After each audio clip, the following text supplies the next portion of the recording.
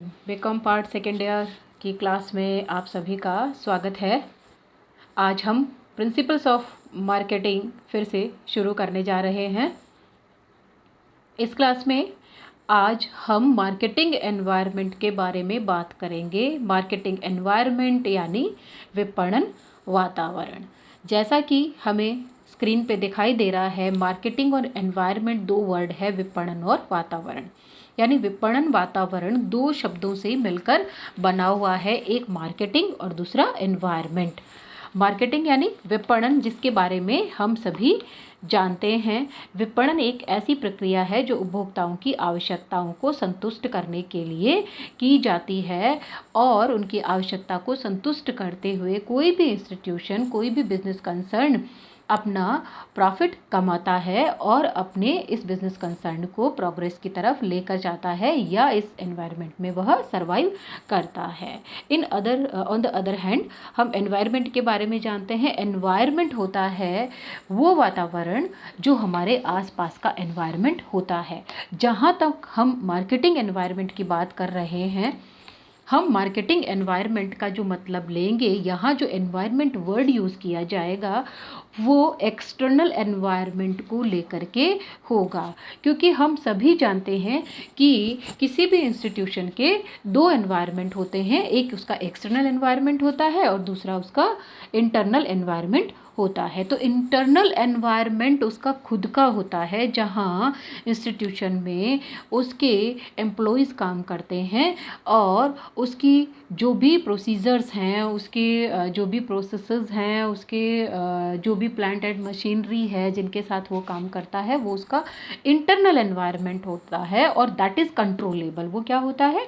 Controllable होता है, संस्था उस पर अपना कंट्रोल कर सकती है। बट एक्सटर्नल एनवायरनमेंट वो होता है जो किसी भी इंस्टीट्यूशन के सराउंडिंग में होता है, और उस एनवायरनमेंट में कई सारे फैक्टर्स होते हैं। For example social, economic, political, technical, कई सारे एनवायरनमेंट होते हैं। दैट ऑल आर, यानी ये जो फैक्टर्स होते हैं ये अनकंट्रोलेबल होते हैं, जहाँ इंस्टीट्यूशन का कोई नियंत्रण इस पर नहीं होता है।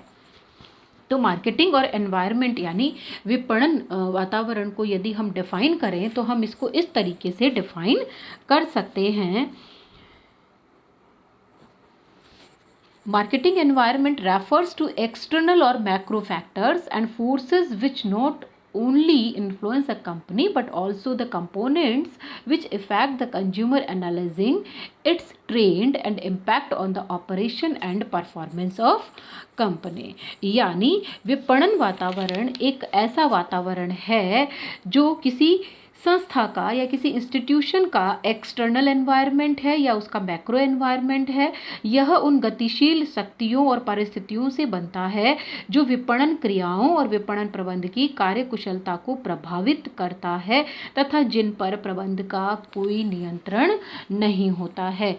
यानी ये एक ऐसा एनवायरनमेंट है जो पूरे वातावरण को प्रभावित करता भी है और उससे प्रभावित होता भी है। यदि हम शॉर्ट में देखें तो हम इसे ये भी कह सकते हैं कि वातावरण किसी संगठन की बाहर की वो ताकत हैं, वो फोर्सेस हैं, वो फैक्टर्स हैं, वो सर्कमस्टांसेस हैं, या वो फैक्टर्स हैं, जैसा कि मैंने इस डेफिनेशन में भी आपको बताया है कि इट रेफर्स टू एक्सटर्नल और मैक्रो फैक्टर्स, फोर्सेस, जो उस संगठन की कार्यकुशलता एवं सफलता, जो उसकी एफिशिएंसी को या जो उसकी सक्सेस को इन्फ्लुएंस करती है, प्रभावित करती है, तथा जिन पर उस ऑर्गेनाइजेशन का कोई नियंत्रण नहीं होता है। हम ये कह सकते हैं कि वातावरण यानी विपणन वातावरण एक ऐसा वातावरण है जो किसी संगठन की कार्यकुशलता और उसकी सफलता को प्रभावित करता है, और ये एक ऐसा वातावरण है जो किसी इंस्टीट्यूशन को प्रभावित करता भी है और उस इंस्टीट्यूशन से प्रभावित होता भी है।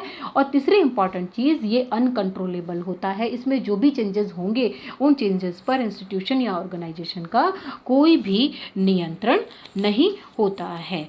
यदि एग्जाम में आपसे 2 मार्क्स में मार्केटिंग एनवायरनमेंट का मीनिंग या डेफिनेशन पूछी जाए तो आप इसी तरह से इसको कोट कर सकते हैं। लेकिन यदि 8 मार्क्स में किसी दूसरे क्वेश्चन के साथ आपसे ये पूछा जाए या 20 मार्क्स में 4 नंबर का एक पार्ट मीनिंग और डेफिनेशन का होता है, तो सबसे पहले जो मैंने स्क्रीन पे आपको डेफिनेशन दिखाई है वो लिखनी पड़ेगी। उसके बाद में 2 या 3 ऑथर की डेफिनेशन आप ले सकते हैं, जिनमें कई सारी डेफिनेशन आपकी दोनों बुक्स में मिल सकती हैं, चाहे वो रॉबिन्स की है, कोटलर और आर्मस्ट्रॉन्ग की है, प्राइड और फेरेल की है, क्रेविंस की है, रॉबर्ट अल्बानीज की है, रॉबिन्स की है, फिलिप कोटलर की डेफिनेशन भी आप उसमें कोट कर सकते हैं। उसके बाद में आप अपना कंक्लूज़न दे सकते हैं।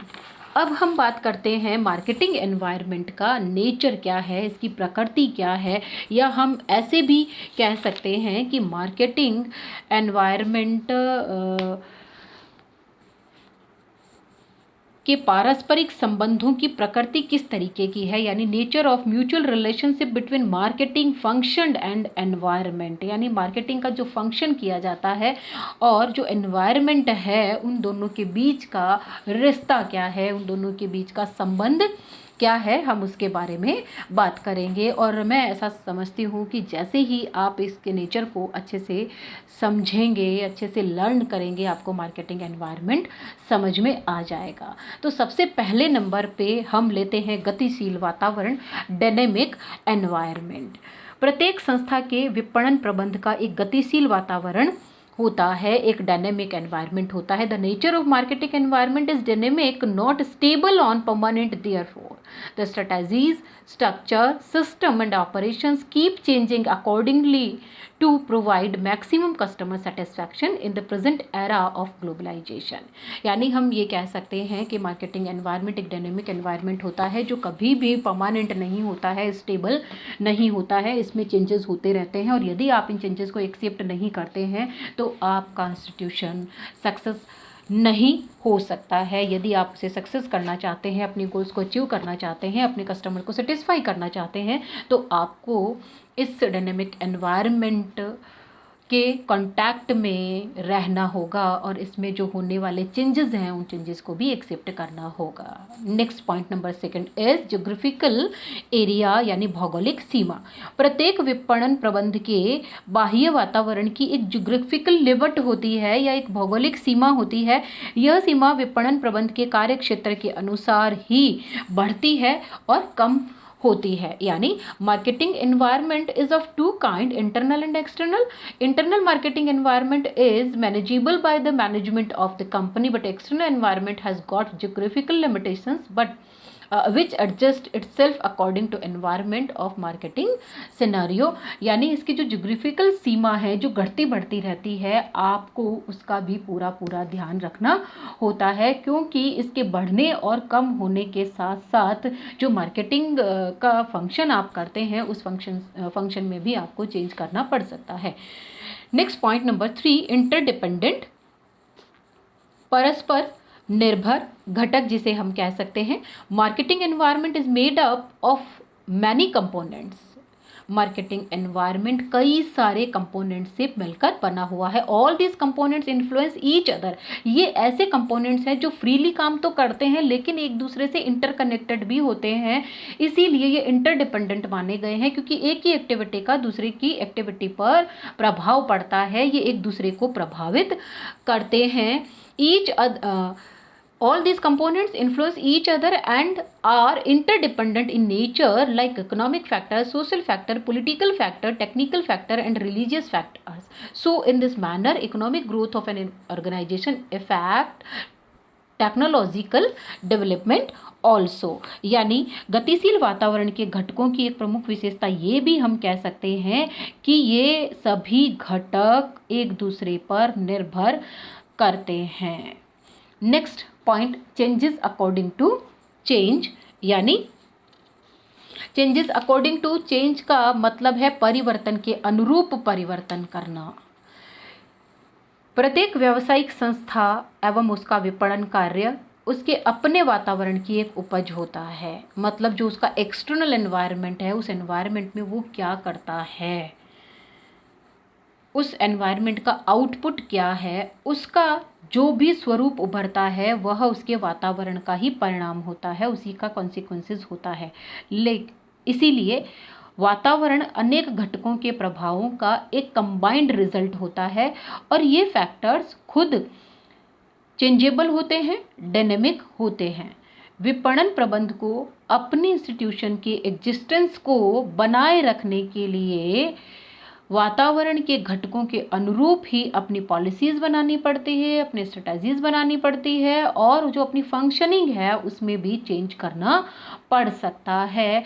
फॉर एग्जाम्पल, एक्सटर्नल एनवायरनमेंट में एक बहुत बड़ा फैक्टर है जो किसी इंस्टीट्यूशन को प्रभावित करता है, और हम ये कहें कि ये फैक्टर बहुत बड़ा फैक्टर है और इसी के चारों ओर मार्केटिंग का पूरा फंक्शन रन करता है। वो है उसका कस्टमर, वो है उसका कंज्यूमर यानी ग्राहक। तो उसके टेस्ट में कोई चेंज आया, फैशन में कोई चेंज आया, उसकी लाइफस्टाइल में चेंज आया, उसकी इनकम में कोई चेंज आया, तो ऐसी सिचुएशन में मार्केटिंग के इंटरनल एनवायरनमेंट में उसे चेंज करना ही पड़ेगा। कहने का मतलब ये है कि एनवायरनमेंट में जो चेंजेस होते हैं उन्हीं के अकॉर्डिंग उसे चेंज लाना होता है। नेक्स्ट पॉइंट है सेटिस्फैक्शन ऑफ नीड का, यानी आवश्यकताओं की संतुष्टि का।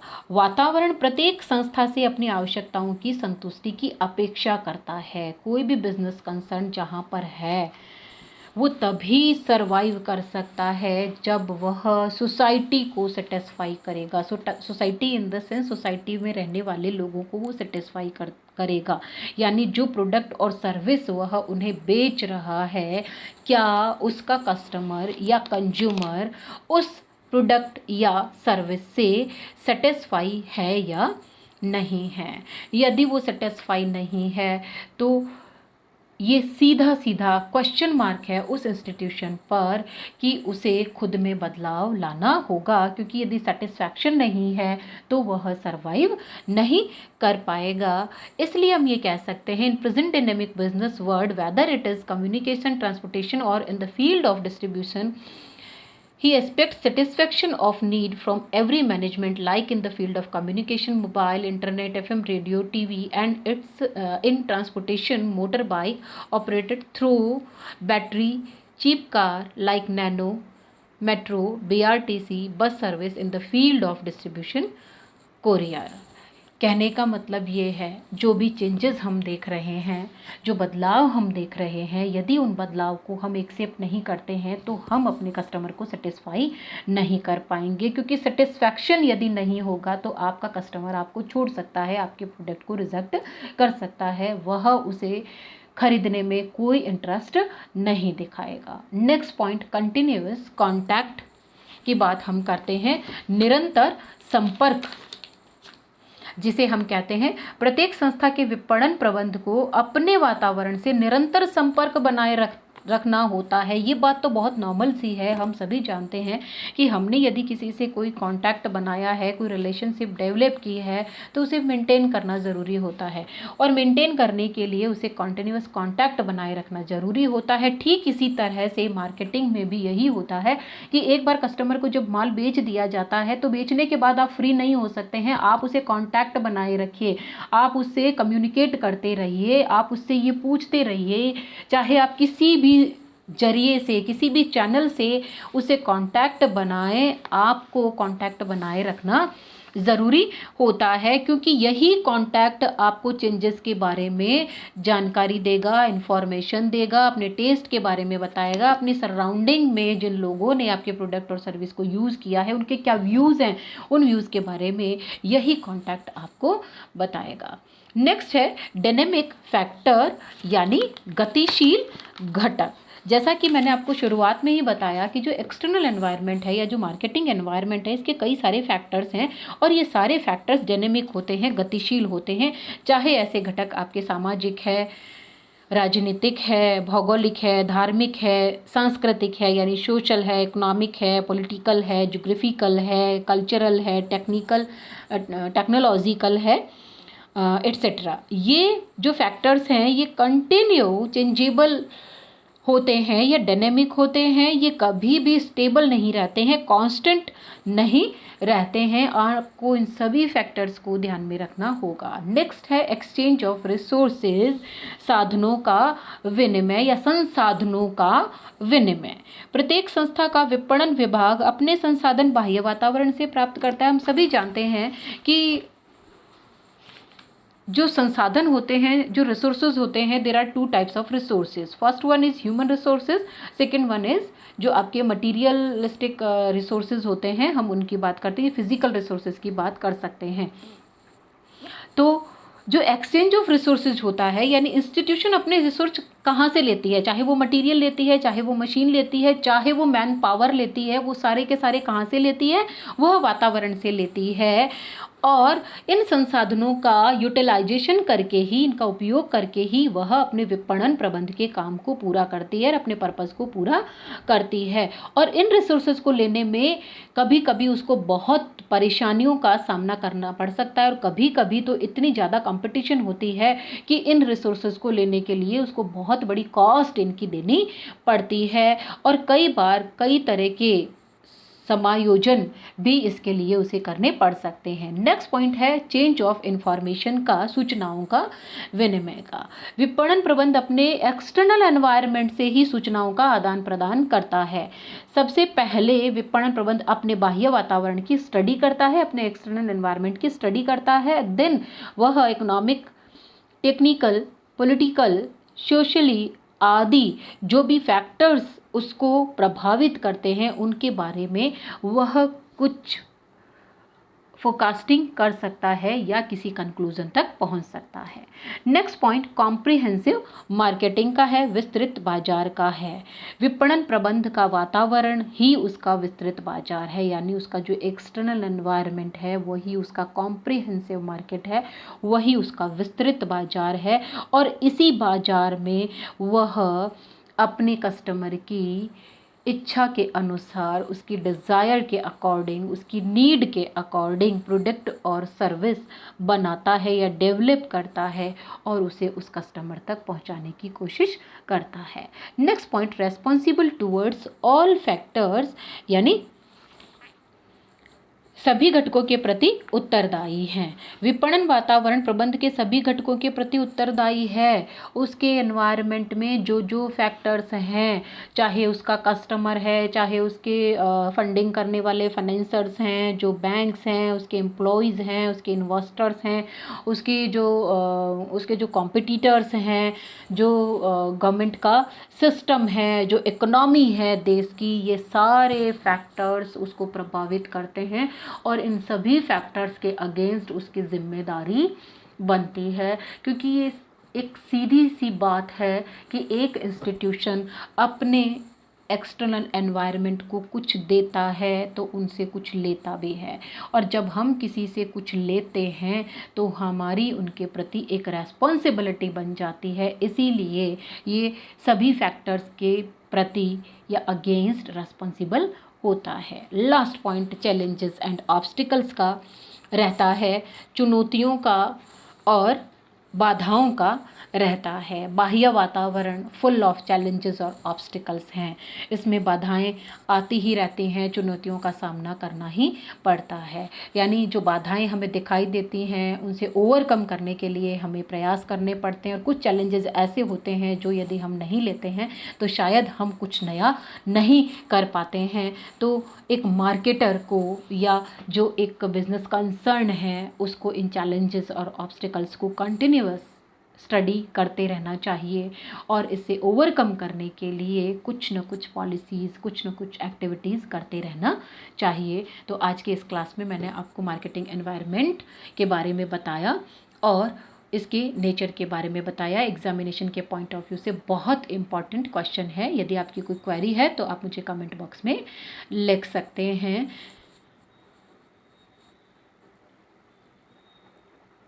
आज की क्लास में इतना ही। Thank you.